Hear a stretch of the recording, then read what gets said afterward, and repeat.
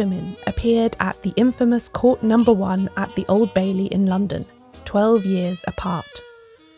Both were accused of conspiring with their lovers to murder their husbands. Both became the subject of intense scrutiny and fascination, with the international media picking over every sordid detail shared in court. Both experienced extreme moral judgment for behaviour which, by today's standards, is hardly headline-worthy. Both cases, especially when considered together, had an outsized impact on the way women's crimes were regarded.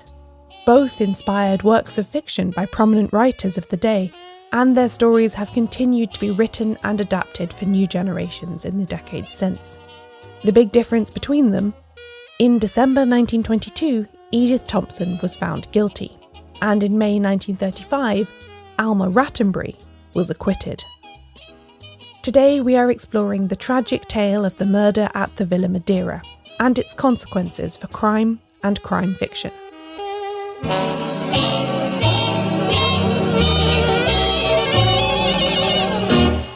Welcome to Shedunnit. I'm Caroline Crampton.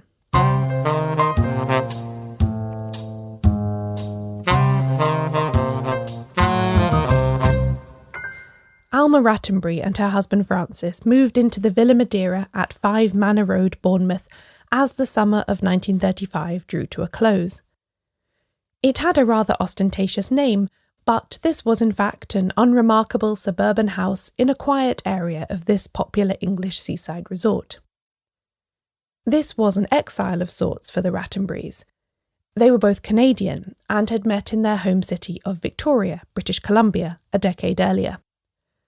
Alma, who had been a well-known musical prodigy as a child, was relaxing with a friend in the lounge of one of the city's grandest hotels after giving a piano recital. Francis, a well-established architect 30 years her senior, who was known for designing the province's parliament buildings, happened to be at an event in the next room. They were introduced. They hit it off. Soon, Alma was saying things like, "If I don't love him, I simply don't know what love is." The only catch? Francis was already married, in an indifferent way, to a woman called Florrie, whom he had met at a colleague's boarding house and got pregnant 15 years before. As long ago as 1911, they had stopped speaking to each other at home and communicated only via notes passed by their daughter. A few months after meeting Alma, Francis Rattenbury requested a divorce, but his wife refused. What followed was an extremely public and unedifying breakup. He tried to evict his wife from their home, she took legal action against him, he moved his mistress in, their children took sides, and so on, until an exhausted Florrie finally consented to the divorce in January 1925.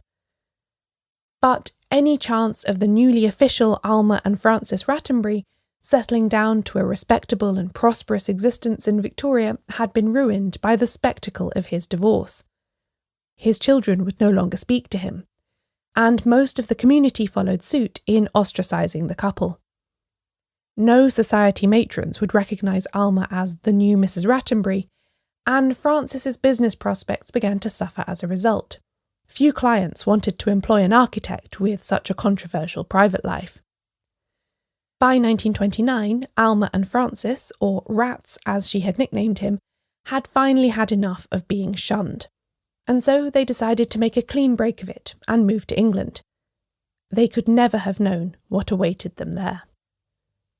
Life at the Villa Madeira was relatively smooth for the first few years. Alma and Francis no longer shared a bedroom, but seemed content to cohabit and co-parent the 2 children they had brought with them from Canada. Christopher, Alma's son from her second marriage, and John, their own child. Christopher was a weekly boarder at a school in the next town, while John went daily to a school nearby.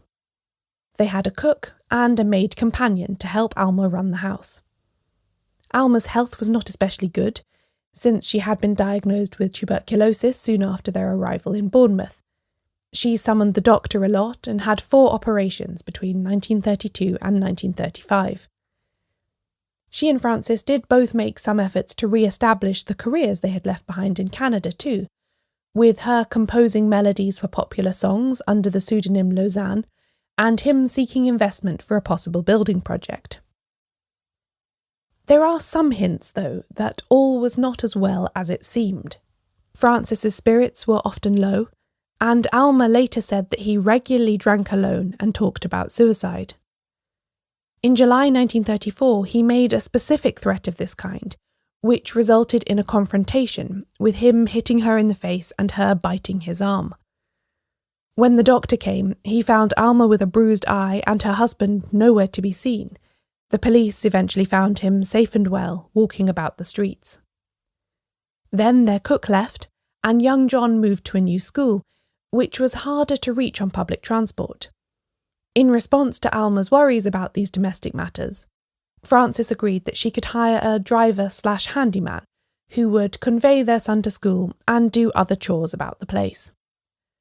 And so, on the 26th of September 1934, an advertisement appeared in the Help Wanted section of the Bournemouth Echo that was to alter all of their lives. It said, "Daily willing lad, 14 to 18, for housework. Scout trained preferred." The chauffeur handyman that Alma eventually appointed was named George Percy Stoner. He told her in the interview that he was 22, but he was in fact 17 at the time, and this was his first ever job. He was from a working-class family in Bournemouth and lived a couple of miles away from the Villa Madeira with his grandparents. He eagerly accepted the salary of £1 a week, about £50 in today's money, to drive young John to school, take Alma on her various errands, and do odd jobs about the house. By the time Stoner's 18th birthday arrived on the 19th of November, he and Alma had become friendly. He confessed his real age to her, and a few days later they began an affair. Stoner moved into the Villa Madeira, taking the empty master bedroom. Rats, it would seem, either didn't know or didn't care what his wife and his chauffeur were up to after he'd gone to bed. The evidence is contradictory. Alma later said that her husband must have known, while other witnesses insisted that he didn't. When the crime writer and Detection Club co-founder Anthony Berkeley was writing his own account of the Rattenbury case, he picked this moment as being the turning point where everything that went wrong could have gone right. Mrs. Rattenbury now had things as she wanted them, and if she'd kept both her head and a firm hand on the situation, the secrets of the Villa Madeira would never have made their way into gleeful print. But she did not. She committed the mistake, fatal in her case, of falling in love with Stoner, he wrote for the Detection Club's 1936 true crime anthology, The Anatomy of Murder. And indeed, Alma was anything but discreet. She bought Stoner lavish presents, took him on shopping trips to Harrods in London, and apparently allowed him to occupy a position in the house much more like that of guest than employee. It was shortly after one of these London trips that everything came to a head. The 24th of March 1935 was a Sunday, and the Rattenbury's son John was home from school. Alma and Rats had tea together, and Rats read aloud to his wife from a novel he had been reading, Stay of Execution by Eliot Crawshaw Williams. This was later made much of in court, because the book deals with an older man married to a much younger woman who contemplates suicide. Rats was feeling worried about his potential building project, and to improve his mood, Alma suggested they make a visit the following day to a wealthy friend he had in Bridport, a town about 40 miles west of Bournemouth. He agreed, and plans were made for Stoner to drive them there, while a phone call to the friend confirmed that they could stay overnight. This seems to have been the catalyst for the events of that evening. Stoner was madly jealous that Alma was going on a trip with her husband, and might possibly even share a room with him. Stoner confronted Alma, saying that he would refuse to drive her there, and even, Alma said later, threatened her with a gun. She calmed him down, though, and then proceeded with the rest of her day, putting young John to bed, packing for the trip, listening to the wireless, and at about 9:30, saying goodnight to Rats, who was dozing in his chair with his book in the sitting room. Stoner was absent during this time. It was later revealed that he had taken the bus to his grandparents' house 2 miles away and borrowed a wooden mallet from their shed, saying that he needed it to erect a tent in the garden at the Villa Madeira. Around 10:15 p.m, Stoner was back at the house and getting into bed with Alma. He seemed withdrawn and worried, initially refusing to tell her what was wrong, but eventually admitting that he had hit Rats over the head with a mallet. Then Alma heard a groan from the floor below. She went downstairs and found her husband out cold in his chair, blood welling from his head and pooling on the floor. She took his hands to try and revive him, but got no response. Alma had been a nurse during the First World War and had worked in a field hospital very near the front line in France, so she was not without experience of traumatic injuries. This, however, was her husband, and her lover had just confessed to attacking him. She went into hysterics, drained a glass of whiskey, summoned the maid, Irene Riggs, and sent for the doctor. The two women moved Rats to lie down on his bed, wrapped his wounded head in a towel, and Alma became increasingly more panicked and erratic over the next few hours. The doctor called a surgeon, who moved Rats to a nursing home for an emergency operation, and quickly ascertained that this was no accident. This man had been struck hard on the head with a blunt instrument 3 times. He alerted the police, who went to the Villa Madeira and began trying to make order out of the chaos that reigned there, with the mistress of the house drunk and trying to kiss a constable while her maid cleaned up the pools of blood all over the floor. At 8:15 a.m, Alma gave a statement saying that her husband had dared her to kill him, and that she had hit him as a result. She was taken into custody immediately afterwards, leaving Stoner, Irene, and her young son John behind. It all seemed like a tragic, yet simple case of a domestic dispute that had got out of hand. After the break, Alma follows in Edith's footsteps.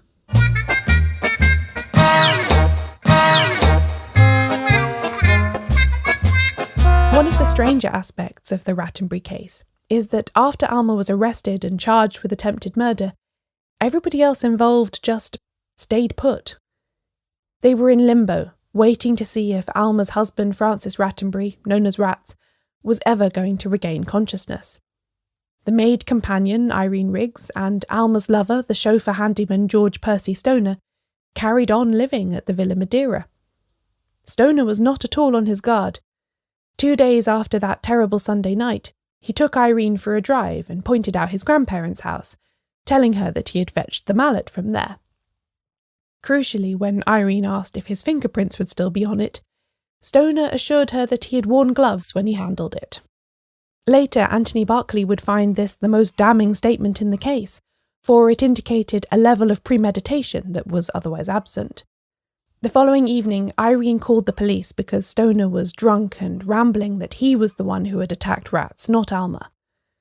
Then, on Thursday the 28th of March, 1935, 4 days after the attack, Rats died from his injuries, and suddenly Alma was facing a murder charge and potentially the death penalty. That afternoon, Irene gave a statement to the police about Stoner's behaviour since their mistress's arrest, and what he had told her about the mallet, but she tried to downplay the extent of the relationship between Alma and Stoner.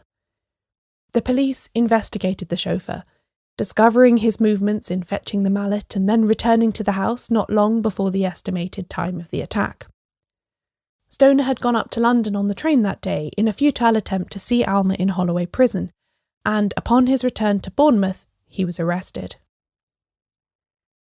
The preliminary hearings revealed details of Alma and Stoner's affair, as well as the brutal violence of the attack upon Rats. National and international media became obsessed with the case, publishing daily updates at great length. Back in Canada, Rats's 2 older estranged children, Frank and Mary, were besieged by journalists. Frank gave a damning interview about his despised stepmother, in which he suggested that he wouldn't be surprised if there were drugs involved in his father's death somehow, and this sent the press into a further frenzy. Alma and Stoner were scheduled for trial on the 21st of May 1935 at Court No. 1 in the Old Bailey.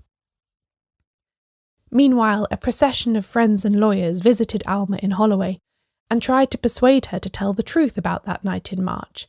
She must not continue to shield Stoner, they insisted, or she would probably hang. Eventually, they brought her son Christopher to see her, and she broke down in tears.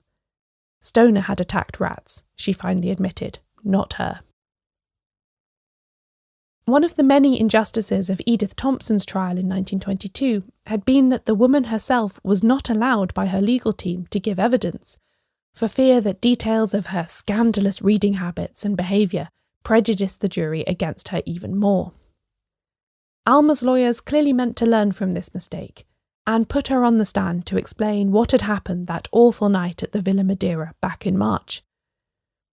Now that she was cooperating with her own defence, relying on Alma's own account proved to be a very good decision.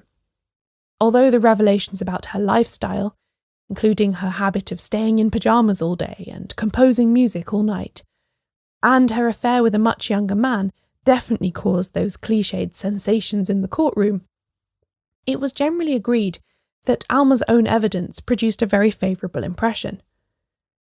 Mrs. Rattenbury impressed everyone who heard her at her trial as an exceptionally truthful witness, telling the truth even when it was against herself, and the version she then gave is probably the correct one, writes Anthony Berkeley.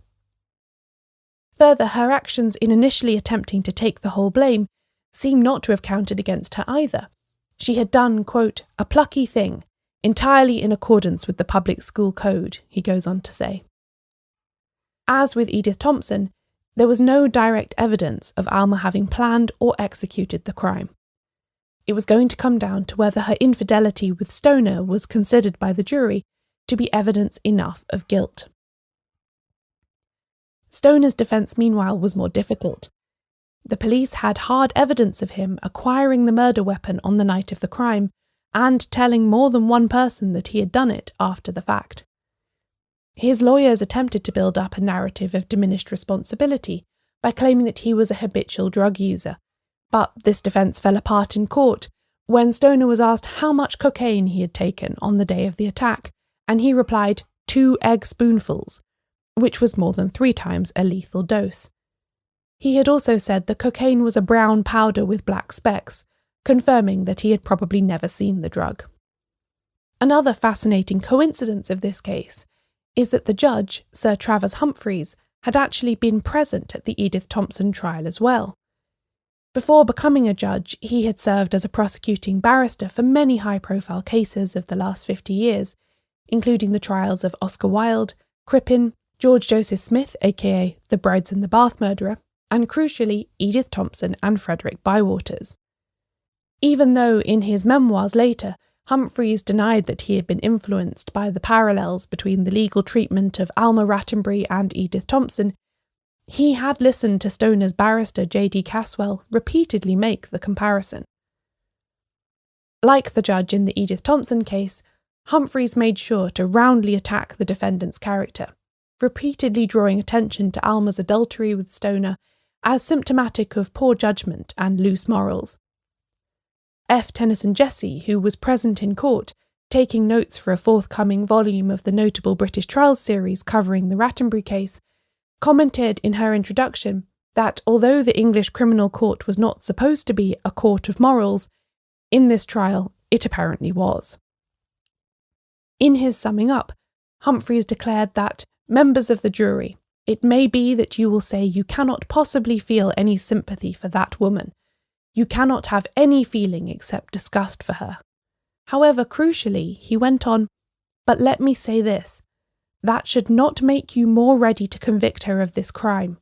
It should, if anything, make you less ready to accept evidence against her. Unlike the judge in the Edith Thompson case, Humphreys clearly directed the jury not to allow their personal feelings about Alma Rattenbury's morality to influence their verdict. In fact, they should be actively on their guard against this possibility of prejudice. Even Anthony Berkeley, who was incensed by the Edith Thompson verdict and felt strongly that the English legal system had a strong prejudice against modernity, acknowledged that the summing up in the Rattenbury case was fair. The public queued all night in the rain for a chance to be in the courtroom when the jury returned with their verdict. They deliberated for 47 minutes before returning what Tennyson Jesse called the only possible verdict, given the evidence they had heard. Alma Rattenbury was found not guilty of all charges against her, and George Percy Stoner was found guilty of the murder of Frances Rattenbury. Alma collapsed upon hearing the news and was led out of the court in a daze, shortly afterwards to be admitted to a London nursing home to try and recover enough to be reunited with her children. Stoner, meanwhile, filed an appeal, which would eventually be denied. However, after a petition arguing that he should not receive the death penalty, with over 300,000 signatures, was delivered to the government, he was reprieved. Alma, though, did not know that this was going to happen. Perhaps she would have acted the same way regardless, perhaps not. A few days after the verdict, she quietly left her nursing home, bought a knife at a London hardware store, and took the train down to Christchurch near Bournemouth. She walked out to a meadow by a stream, and there finished the furious writing she had been doing all day, explaining what she was going to do and why.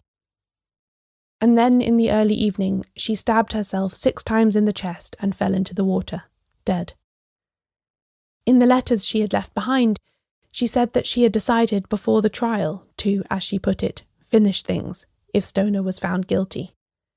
Even with her children to think of, she felt that life would be better for those who remained if she did not survive. I think F. Tennyson Jesse's analysis of Alma's actions are the most astute. She wrote that Mrs. Rattenbury was in some ways a vulgar and silly woman, but she was a generous, kindly, lavish creature, capable of great self-sacrifice. She was innocent of the crime, of which, entirely on the strength of her own drunken maunderings, she was accused, but nevertheless, though her life was handed back to her, it was handed back to her in such a shape that it was of no use to her. Yes, Alma had been found not guilty, but the extraordinary international sensation caused by the trial and the damning verdict given everywhere of her character and behaviour made her feel like there was nowhere in the world she could go to be free. What Alma couldn't know is that that world was about to change forever. The Second World War and all of the upheaval to class and morality that it brought was just 3 years away. Stoner was sentenced to a lifetime of penal servitude, but served just 7 years in prison before being released in 1942. Although he spent the rest of his life on licence, he was able to live a long life, marry, work, have children. He finally died in 2000, 65 years after Alma went into that river. Her children too managed to put the tragic events of 1935 behind them to an extent. Sean O'Connor's book, The Fatal Passions of Alma Rattenbury, has been a vital source to me in putting this episode together, and he was able to interview Alma's son John for it, who was then 90 years old. John made a successful career as an architect, just like his father, and became a close associate of Frank Lloyd Wright. John told Sean that, "I know my mother was a good woman," and that to him Stoner was just a terrible victim of circumstance. Alma Rattenbury's was the last of the great women in the dock cases from what George Orwell called our great period in murder. I've covered many of them on the podcast before, and you can see how the common themes emerge in the stories of Madeline Smith, Florence Maybrick, Constance Kent, Edith Thompson, and now Alma Rattenbury. They were women who behaved in a way the society of the time found unseemly, often because they transgressed the boundaries of class when it came to romance. They were punished for it, if not by the criminal court, then by the court of public opinion. There is some evidence of progress through this tragic series, though. As Anthony Berkeley put it, if Mrs. Thompson had not been hanged, Mrs. Rattenbury surely would have been. By the time that interwar period we know for its detective fiction had arrived, the public had lost a little of its appetite for death sentences and permanent damnation. The stories were told and retold, though. The Rattenbury case alone inspired a whole host of plays and adaptations, perhaps most famously Terence Rattigan's Cause Célèbre.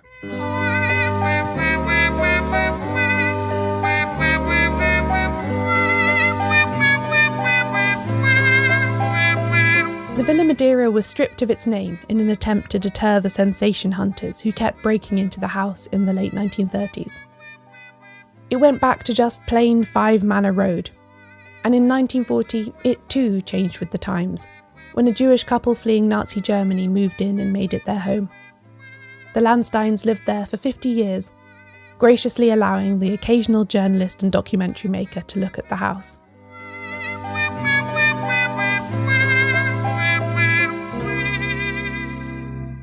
Far from being haunted by what had happened there, the villa became a happy home, albeit one that remembered what had gone before. In one interview, Mrs. Lansdowne explains that she planted the garden with pink flowers, because that is how Alma Rattenbury would have liked it.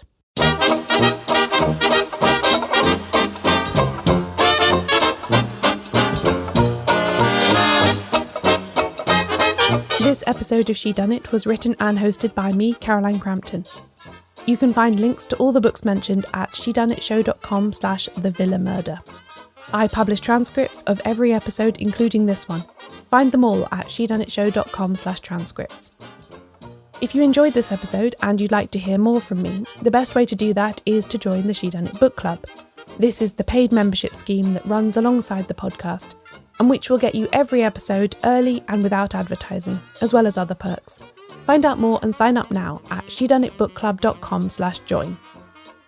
Shedunnit is edited by Euan MacAleece, production assistance from Leandra Griffith, member support for the Shedunnit Book Club from Connor McLoughlin. Thanks for listening.